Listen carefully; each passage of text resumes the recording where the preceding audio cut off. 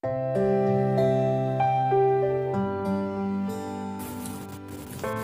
saudaraku yang terkasih. Kali ini kita akan mendengarkan firman di hari Minggu tanggal 4 April, Paskah yang pertama. Tapi sebelum itu mari kita bersatu di dalam doa. Kita berdoa. Allah Bapa yang selalu menyertai dan memberkati kami. Jika Engkau izinkan kami mendengarkan firman-Mu hari ini, izinkanlah kami dapat bertemu dengan-Mu dari firman yang kami dengarkan. Sehingga firman yang kami dengarkan saat ini dapat membuat kami menjadi merasa manusia yang terbebas dari segala kuasa kutuk dosa dan membuat kami menjadi orang-orang yang bahagia di dalam Kristus, terkhusus di dalam kebangkitan-Mu. Terima kasih Yesus, dalam nama-Mu kami berdoa. Amin. Saudaraku yang terkasih, kali ini kita akan membaca firman Tuhan dari bahan kita Markus 16 ayat 9 sampai 18. Saya bacakan dari sini, begini firman Tuhan. Setelah Yesus bangkit pagi-pagi pada hari pertama minggu itu, ia mula-mula menampakkan dirinya kepada Maria Magdalena. Daripadanya Yesus pernah mengusir 7 setan. Lalu perempuan itu pergi memberitahukannya kepada mereka yang selalu mengiringi Yesus, dan yang pada waktu itu sedang berkabung dan menangis. Tetapi ketika mereka mendengar bahwa Yesus hidup dan telah dilihat olehnya, mereka tidak percaya. Sesudah itu ia menampakkan diri dalam rupa yang lain kepada 2 orang dari mereka ketika keduanya dalam perjalanan keluar kota. Lalu kembalilah mereka dan memberitahukannya kepada teman-teman yang lain. Tetapi kepada mereka pun teman-teman itu tidak percaya. Akhirnya ia menampakkan diri kepada ke-11 orang itu ketika mereka sedang makan, dan ia mencela ketidakpercayaan dan kedegilan hati mereka. Oleh karena mereka tidak percaya kepada orang-orang yang telah melihat dia sesudah kebangkitannya. Lalu ia berkata kepada mereka, "Pergilah ke seluruh dunia, beritakanlah Injil kepada segala makhluk. Siapa yang percaya dan dibaptis akan diselamatkan, tetapi siapa yang tidak percaya akan dihukum. Tanda-tanda ini akan menyertai orang-orang yang percaya. Mereka akan mengusir setan-setan demi namaku. Mereka akan berbicara dalam bahasa-bahasa yang baru bagi mereka. Mereka akan memegang ular, dan sekalipun mereka minum racun maut, mereka tidak akan mendapat celaka. Mereka akan meletakkan tangannya atas orang sakit dan orang itu akan sembuh." Sampai di sini firman Tuhan. Saudaraku, berapa banyak dari kita yang pernah tidak dipercayai?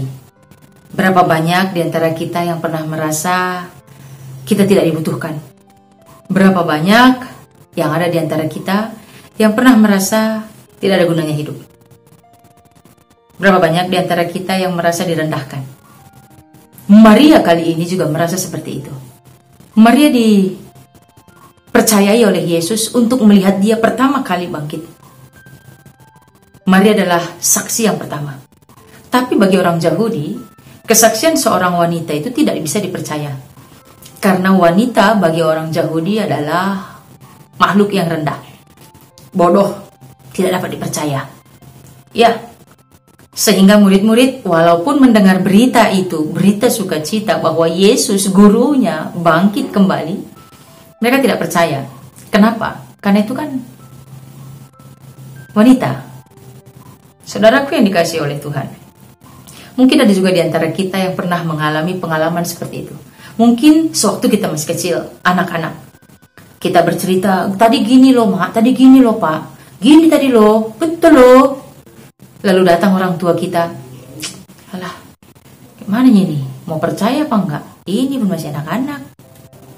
Lalu kita cari tahu lagi, kita cari tahu kebenarannya. Lalu orang lain pun berkata, "Oh alah, anak-anak kok dipercaya? Untuk apa percaya sama anak-anak? Anak itu walaupun dia polos, mau juga yang mereka bohong loh." Dan yang lain sebagainya. Sehingga anaknya sendiri pun tidak dipercayainya. Mereka lebih mempercayai apa kata orang. Dan murid-murid ini tadi melakukan hal demikian seperti yang pernah kita lakukan juga kepada orang lain, bahkan kepada diri kita sendiri. Kita mengatakan, "Alah, percayanya sama dia. Kau kan tahu dia sering kerasukan. Dia sudah kerasukan itu loh, berapa kali kerasukan." Maria adalah orang yang pernah kerasukan. Yang pertama, mengapa murid-murid tidak percaya dengan Maria? Karena dia perempuan. Yang kedua, karena Maria juga mungkin karena sudah sering kerasukan. Maria kerasukan 7 setan. Bukan berarti 7 setannya yang masuk, tapi 7 mengatakan simbol bahwa itu sudah sempurna. 7 adalah angka sempurna. Atau dengan kata lain, setan yang ada di dalam Maria ini sangat kuat. Tidak ada yang bisa menyelamatkan Maria kecuali Yesus. Nah, dengan kata lain, orang yang suka kerasukan kok dipercayai. Yang ketiga, kenapa murid-murid tidak mau percaya dengan Maria? Karena Maria sama dengan murid-murid yang lain sedang berduka, sedang bersedih. Mereka sedang terbeban, mereka pun lelah. Jangankan mereka, kita saja dulu, ada keluarga yang meninggal, itu pun kita sudah lelah. Kurang tidur, harus mempersiapkan ini itu, pikiran juga banyak. Ini belum, itu belum, ini belum, dan yang lain sebagainya. Tapi proses kematian Tuhan Yesus ini yang menjadi sungguh-sungguh beban mental bagi mereka yang menyita waktunya dan istirahatnya. Menyita pikirannya betul-betul. Mungkin kalau keluarga kita itu mati karena sakit, itu juga sudah jadi pikiran. Belum lagi dengan cara yang lain. Apalagi dengan situasi kita saat ini, COVID.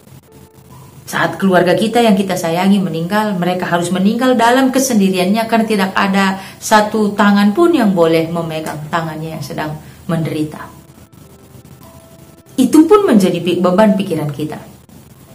Tapi di murid-murid Yesus ini, saat mereka merasa kehilangan guru yang mereka hormati, guru yang mereka sayangi, tidak hanya itu, mereka menyaksikan sendiri betapa Yesus ditangkap dan Yesus juga disiksa di sana. Sudah dimulai dari hari Kamis, semuanya proses penangkapan dan yang lain sebagainya. Dan tentu berita itu viral kala itu di sana. Dengan keviralannya, dan semua orang pasti akan bergumam di mana-mana dan sampai ke telinga mereka. Terdengarlah berita bahwa siapa yang mengikut Yesus akan ditangkap. Sehingga Petrus menyangkal Yesus 3 kali. Mulai hari Kamis, Jumat, Sabtu, sampai kematiannya. Itu semua menyita sungguh-sungguh hati, pikiran, dan kesehatan mereka. Sehingga Maria yang juga wanita yang pernah kerasukan setan dan yang juga sedang berbeban berat atau mungkin trauma karena kehilangan Yesus yang dia kasihi dan yang mengasihinya, yang telah menyelamatkannya dan menyembuhkannya, itu yang membuat 11 murid tidak mempercaya. Walaupun juga sudah ditambah dengan 2 orang yang berjalan keluar kota. 2 orang yang berjalan keluar kota itu bukan wanita, dia adalah laki-laki. Tetapi 11 murid tetap tidak mau percaya. Nah, ini ada apa? Kenapa kok murid-murid tidak mau percaya? Ternyata seperti apa yang dibilang Yesus di ayat yang ke-14. Akhirnya, pada akhirnya, ia menampakkan diri kepada ke-11 orang itu ketika mereka sedang makan.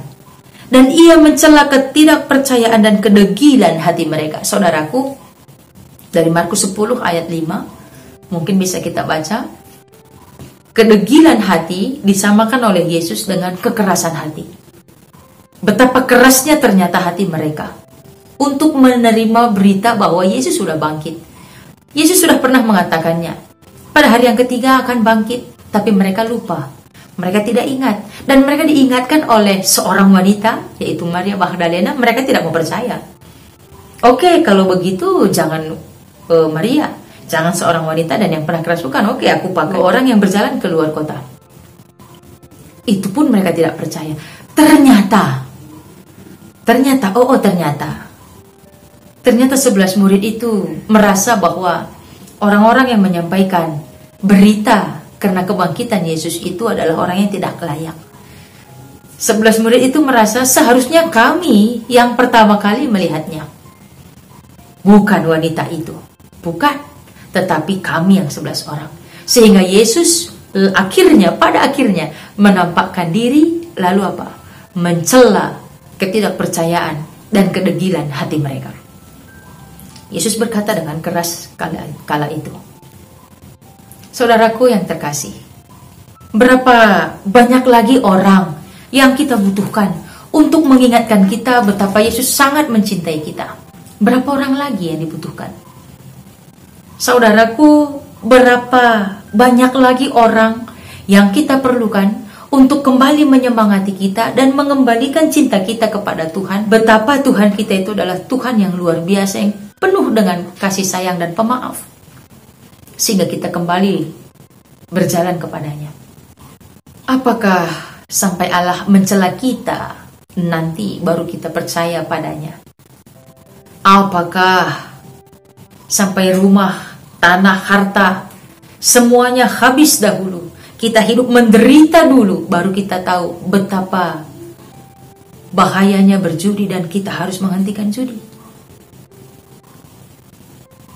Apakah perlu sampai istri kita, suami kita, anak-anak kita, atau orang tua kita dulu pergi meninggalkan kita, dan kita hidup sakit-sakitan dengan penuh kesesakan dan penderitaan, baru kita berhenti memakai narkoba? Apakah sampai Allah mencela kita terlebih dahulu, baru kita tahu mana yang harus kita lakukan? Apakah kita harus dicela oleh Yesus dahulu, baru kita kembali melakukan apa yang terbaik dalam kehidupan kita? Apakah di saat kita tidak dipercayai lagi atas berita sukacita yang kita sampaikan, atas berita sukacita yang kita imani, membuat kita menutup diri, membuat kita menghentikan semua pekerjaan kita, menghentikan semua pelayanan-pelayanan menyampaikan berita sukacita kita, sehingga membuat kita diam, pergi menjauh, menutup diri, dan menyangkal Tuhan kita? Saudaraku, kebangkitan Yesus kali ini ingin menyatakan bahwa betapa Dia membela kita, betapa Dia membebaskan kita dari segala kutuk, betapa Dia menyatakan bahwa aku memenangkanmu. Kebangkitan Yesus kali ini ingin mematahkan segala kutuk yang telah mengutuk kita, dari segala rasa ketidakpercayaan, dari segala rasa ketidakmampuan, dari segala rasa tidak dipedulikan, tidak dibutuhkan, dan yang lain sebagainya. Yesus mau mematahkan itu semua. Maria yang seorang wanita yang tidak layak menjadi saksi, itu pun dipatahkan Yesus, dan Maria adalah satu saksi yang pertama kali menyaksikan kebangkitan Yesus. Maria Magdalena dibebaskan dari segala kutuk kuasa-kuasa setan.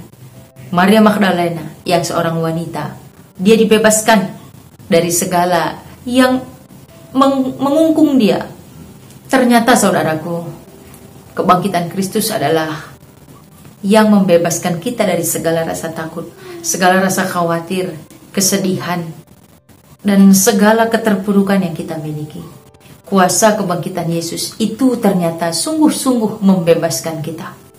Karena seperti apa yang dikatakan oleh Yesus di ayat ke-16, siapa yang percaya dan dibaptis akan diselamatkan, tetapi siapa yang tidak percaya akan dihukum. Saudaraku, siapa yang percaya kepada Yesus, dia akan menerima berkat, dan dia akan diutus, dan dia akan diberkati oleh Tuhan, dan dia akan dimuliakan oleh Allah. Kita yang di bawah kutuk, di bawah kuasa maut, dengan kuasa kebangkitan Kristus Yesus, kita dikeluarkan dari segala kutuk. Kita diselamatkan, kita diangkatkan oleh Yesus untuk menjadi pribadi yang baru, pribadi yang luar biasa, yang untuk dipakai oleh Allah, dan menerima tugas dan penyertaan Tuhan yang indah dalam hidup kita. Saudaraku, sehingga dengan firman Tuhan kita kali ini di Paskah yang pertama ini, bukan lagi saatnya kita mengutuk hidup kita. Bukan lagi saatnya kita melihat diri kita tidak berarti. Bukan lagi saatnya kita berkata, aku bukan siapa-siapa. Bukan lagi saatnya, ya sudahlah kalau selalu salah dan selalu tidak dianggap, ya sudah aku hentikan semuanya. Bukan lagi itu saatnya. Bukan lagi saatnya kita berkata tidak ada lagi yang membutuhkan aku. Bukan itu lagi saatnya. Tapi kali ini, di Paskah kali ini, saatnya dan bukti bahwa engkau dipakai oleh Allah. Engkau diperlukan oleh Allah dan dibutuhkan oleh Allah, seperti Allah membutuhkan Maria Magdalena dan dua orang yang berjalan keluar kota. Yesus membutuhkan mereka, Yesus membutuhkan kita. Jika engkau bangun di pagi hari, esok hari, dan esok harinya lagi, bersyukurlah dan ingatlah betapa Yesus mau mengorbankan dirinya untuk kita. Dan kembali ingatkan diri kita, kuasa kebangkitan Yesus telah membebaskanku dan menyelamatkanku dari segala kutuk yang ada. Saudaraku, bersukacitalah menghadapi segala perkara, karena kita adalah kesayangan Allah. dalam segala keterbatasan kita. Jangan ingkari kelemahan kita, tapi percayalah dalam kelemahan kita Allah akan bekerja. Jangan sampai Dia yang adalah Allah kita mencela kita dalam kehidupan kita. Mari kita bersatu di dalam doa. Ya Allahku, kami percaya atas apa yang sudah kami dengar kali ini. Kami tahu Tuhan, kami sering dianggap sepele. Kami juga sering dianggap rendah oleh orang lain. Tetapi kali ini firman-Mu mengatakan bahwa kami tidak pernah dianggap remeh oleh Engkau yang menciptakan kami. Kami percaya kuasa kebangkitan-Mu akan menyelamatkan dan membebaskan kami dari segala sesuatu yang menyebabkan kami merasa diri kami bukanlah apa-apa. Dan Tuhan, kami percaya jika kami dekat dengan-Mu, kami akan memiliki hidup yang kekal di surga bersama-Mu dengan cinta kasih-Mu. Dan Tuhan, saat ini juga kami mau berdoa bagi semua anak-anak Tuhan dimanapun mereka berada, yang sedang menyaksikan channel ini maupun yang tidak menyaksikan channel ini. Kami percaya dan kami mendoakan mereka. Mungkin ada di antara mereka yang terbeban dengan masalah kehidupannya, yang terbeban karena masalah kehidupan pribadinya. Dia sedang bertengkar dengan dirinya sendiri, atau dia sedang bergumul dengan pergumulan kehidupannya sendiri. Atau ada juga keluarga kami atau anak-anak-Mu Tuhan yang sedang bergumul karena ketidakcocokan di tengah-tengah rumah tangga, keluarga kecilnya ataupun keluarga besarnya. Atau ada juga keluarga kami, saudara-saudara kami yang sedang terbaring lemah di rumah ataupun juga terbaring lemah di rumah sakit. Tuhan, saat ini kami mendoakan mereka dengan Paskah ini, kebangkitan-Mu Tuhan. Dengan kuasa kebangkitan-Mu kami percaya Engkau akan menguatkan mereka, Engkau akan menambahkan iman mereka, Engkau juga akan menemani mereka dimanapun mereka berada, sehingga mereka kembali ke dalam jalan-Mu, sehingga mereka juga kembali mengingat betapa besarnya penyertaan dan kuasa-Mu. Terima kasih untuk saat ini Tuhan, terima kasih untuk firman-Mu. Kami percaya kuasa kebangkitan-Mu akan mengubah setiap hati di antara kami semua. Kami berdoa mengucap syukur di dalam nama Allah Bapa Yesus Tuhan kami yang hidup. Amin. Saudaraku, sampai di sini firman Tuhan yang bisa kami bagikan. Kiranya tetap semangat dan bertambah sukacita dalam menghadapi segala perkara, karena Tuhan selalu menyertai kita. Shalom, Tuhan memberkati.